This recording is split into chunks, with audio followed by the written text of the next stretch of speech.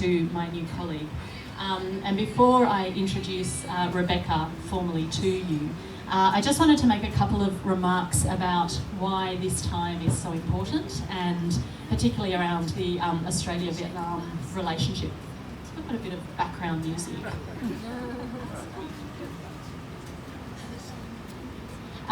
So Australia and Vietnam, as many of you know, we signed a strategic partnership, elevated our relationship a number of years ago. And unlike, I think, what some people may think in government speak doesn't mean much, this actually means quite a lot. And further to that, we have been working on an enhanced economic engagement strategy, catchily known as the EAS. That is very government speak for you, but we are nothing if to not bring you acronyms. But I wanted to talk about the EAS, the Enhanced Economic Engagement Strategy, particularly tonight, because I know many of you have participated in the consultations that we ran. There was a number of consultations in Australia as well. That work is keeping us extremely busy in a very good way, but there is a lot coming. So the strategy is being negotiated between Australia and Vietnam. There will be a lot of new funding coming in under that and a lot of activities. That's exciting, and it's exciting for us, but also recognition of how important Vietnam is to Australia in the relationship, and vice versa. So we have, both our Prime Ministers have agreed that we should aim to become top 10 trading partners, and in fact in the last couple of years we have increased. We should aim to double our two-way investment. There's some pretty aspirational, lofty goals. That doesn't happen overnight, but what does help that happen is a fantastic Australian business community here in Vietnam, and our strong links with our Vietnamese business community doing business with Australia. So that is who I think we are wonderfully represented here tonight at this event, and I thank you all for your roles in that. I also want to take the opportunity to acknowledge Ozcham and Min and the outgoing board, and Simon and the new board coming forward as well. Thank you all for representing and being that important stakeholder and that voice for Australian community, business community here in Ho Chi Minh City. So we look forward to continuing those really strong relationships with the former board and the new board going forward as well.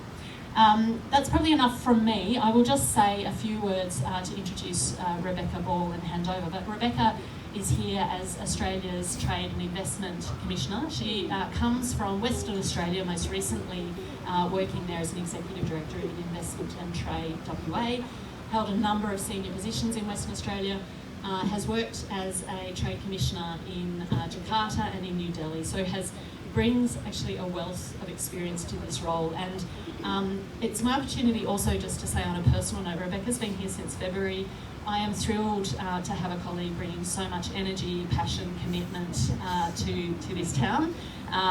You know, that phrase kind of hit the ground running. Well, it's been very impressive to watch you come in here and build the relationship. So I'm thrilled to have you as a new colleague, and please join me in welcoming Rebecca. Thank you.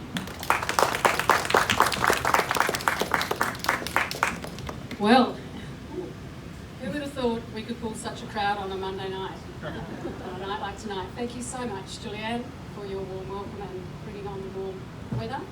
But first off, I'd just like to say it is absolutely my exquisite pleasure to be back in Ho Chi Minh City, but moreover to be working with such an exceptional team. Before we say anything about me or what we're going to do, I'd just like to point out my team. So, team, put your hands up. T3. I can't see some of the back. Yes. So we've got about 7 staff here, so I know, and look down here. Please, if you don't know my team, please get to know them, because we are a relatively small team across both Ho Chi Minh City and Hanoi. There's only about 11 of us working to help the endeavour of doubling the trade balance of trade and investment, so we do need your help, and I'm really pleased to be amongst such esteemed, experienced people in the market here tonight. I'd also like just to acknowledge my state government counterparts, Trent Davies and also Kian Nguyen, Trent from Victorian Government and Kian from the New South Wales Government. It is great that we are getting more state representation in Vietnam, because we can all need to pull together and represent not only the sum of the parts, but that we can all work together as one whole Australian government, community in partnership with business and industry. So, yep, it's been 21 years since I've been in Vietnam. It certainly has been a great re-entry and a rediscovery of the old sort of haunts. And I'm tempted to get back on that old Honda 50cc Cub, but I don't think my driver will let me, nor will the boss. But it's tempting. But it is amazing to see how much the city and the country and I guess the economy has grown and how much more there is to do together. I'm really excited about how much commitment and I guess experience there is from the Australian business community and those who have been supporting our business interests in Vietnam for a very long time. I just met one of our wonderful food importers from Coop, also bringing in food for the last 20 years.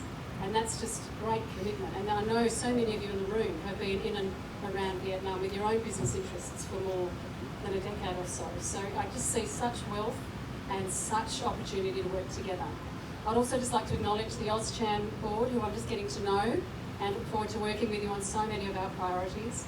And we do have a fairly focused agenda, I have to say, because we are very much targeted to really drive diversification for a number of key sectors from Australia where we're having challenges in other markets, in particular in agribusiness and food. And I can't tell you how many wine companies we're working with. At last count, we're doing one thing in a couple of weeks on a B2B promotion with 57, and we've still got another 2 weeks to promote. So we'll probably end up with about 80 companies on that, doing some business matching with the Vietnamese customers. So my message to them, and I know you've been giving the message as well, is that bring some money, bring some marketing dollars and help us all promote Australia in Vietnam. Apart from wine, meat, dairy, timber, we've got some great timber representatives here tonight. The list goes on in all that agri-food and food and beverages space. But other areas that we're really focused on, which is really part of the bigger strategic relationship, is around resources and energy, particularly our focus in trying to do what we can to position Australian LNG exports, as well as how we can help Vietnam's ambition in renewable energy, particularly in solar and wind, but very focused on what we can try and identify as an opportunity of their front runners when it comes to critical minerals, as well as hydrogen and other areas like waste energy. I won't go on because they'll start getting too much in the work speak, and I know that's that's what we can do on a one-on-one, but I do hope through the course of this evening that I get a chance to meet with every single one of you, and hopefully we can work together. I know we will. We've got a team who are incredibly active, proactive, and very much joined with industry and business, and obviously our colleagues at the consulate and across all of the government representatives across the country. So I really look forward to being able to work with you all and having a wonderful night tonight. But before I go, I just want to share a really lovely story with the education and training sector, which is also an incredibly important part of our relationship. It's the bedrock to our relationship. We've had such a strong relationship with education and training. Last week I was hosting a education agents roundtable between Hanoi and Ho Chi Minh City, and we had the top supporters of Australian education, and they're really hurting. They're finding it very difficult, and we were talking a lot about how we can promote transnational education, online learning, keeping up the brand, trying to work to maintain position against the Canadians and the Americans and the British. And after 2 hours of talking this vigorous, intractable, some of these issues that we're just trying to work through to keep brand Australia high with our supporters, we broke. And I looked across the table to Em Ha, who, she looked at me, she said, "Are you Rebecca Ball?" And I said, "Yep, for the last 2 hours we've been talking, I reckon that's me." And then we turned to one aside and we realised that we knew each other 21 years ago when I was based here as a Youth Ambassador for Development on an AusAid program for the Australian Government, working for the Ministry of Education and Training on a marketing program. She was my boss. She was younger than me because I was